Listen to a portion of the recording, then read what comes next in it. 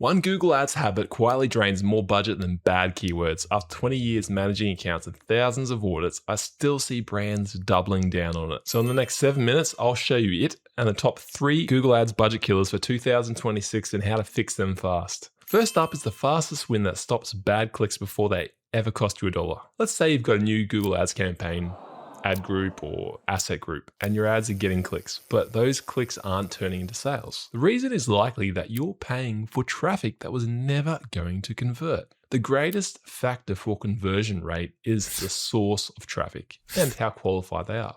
And there's a hidden influence on this that isn't keywords. You see, if the wrong people are clicking your ads, nothing in your account matters.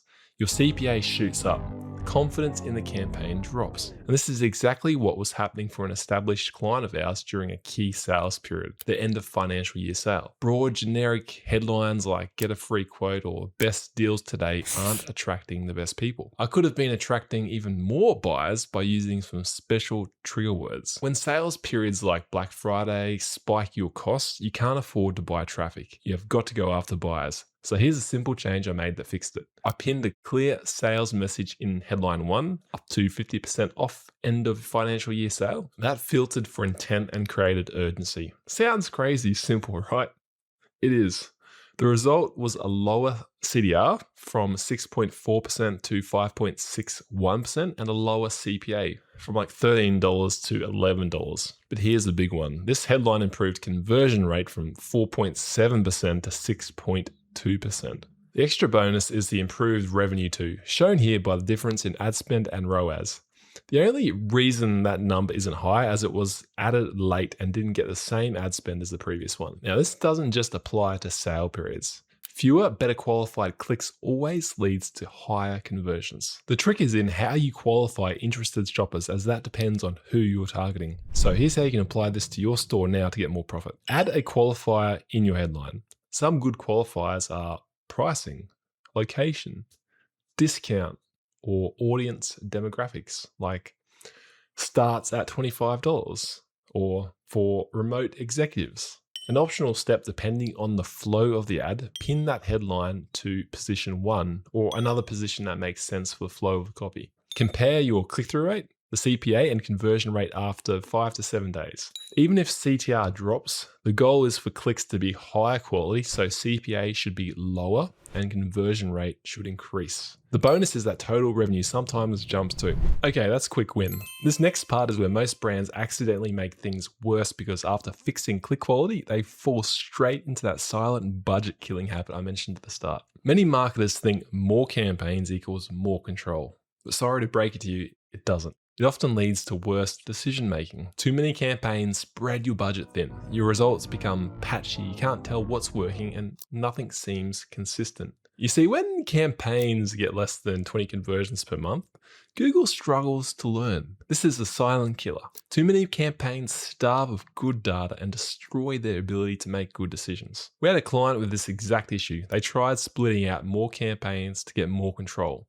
They basically ended up with one campaign per product and location. After getting confused at the poor results, they called in the experts. Not those experts. This is how we fixed this problem to scale their Shopify store. First, we combined similar campaigns such as the product type and non-branded general searches and grouped low volume products together.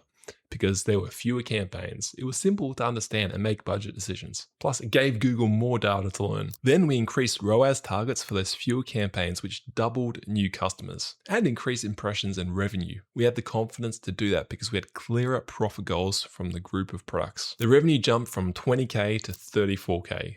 Not only that, but the store-wide conversion rates went up from 1.67% to 2.3%. That's a 59% increase in revenue from consolidating campaigns. Do you see how merging smaller campaigns gets you better traffic ready to buy? The takeaway is that more campaigns doesn't equal more control. More campaigns can worsen Google's learning, scatter your budget, and confuse your decisions. Here's how you can apply this to your store right now. Audit your campaigns. Note any driving less than 20 conversions per month. Combine audiences, locations, product groups, or keywords into a smaller number of well-structured campaigns. An important one is branded versus non-branded keywords. Reallocate budgets to those consolidated campaigns to help Google learn faster. The thing is, even once you consolidate campaigns, Shopify stores often hit a ceiling if they stop here. Don't. This next unlock compounds your revenue fast. Let's say you've got a shopping or performance max campaign running all your products, but most of the sales come from just 2 or 3 items. That's not unusual. I'll show you how to check this soon with your ad account. The issue is that Google fixates on products that convert early. So products with great potential or high lifetime value rarely get seen. Your best products can be held back. We've had many clients come to us with this very problem. They tried adding more budget to the same campaign, hoping those forgotten products would catch up. Nope, still poor ad impressions. They tried running all products together with equal weight. But at scale, this destroys profit because products have different margins. Instead, we segmented top sellers into a dedicated campaign by tagging high performers.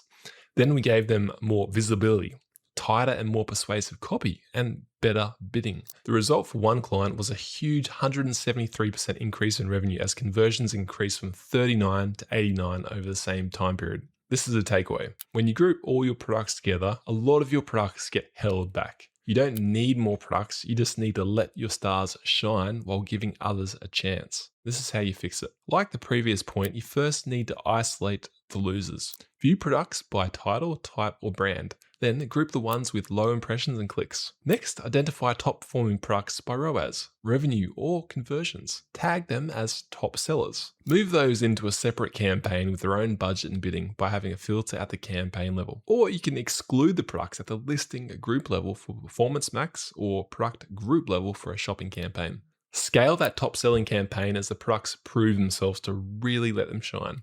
After you fix those 3 things, the scariest thing about Google Ads right now is a bunch of default settings that suck ad spend. So to fix this problem, I made this video for you to watch here that covers all of my quick tips to improve your Google Ads performance.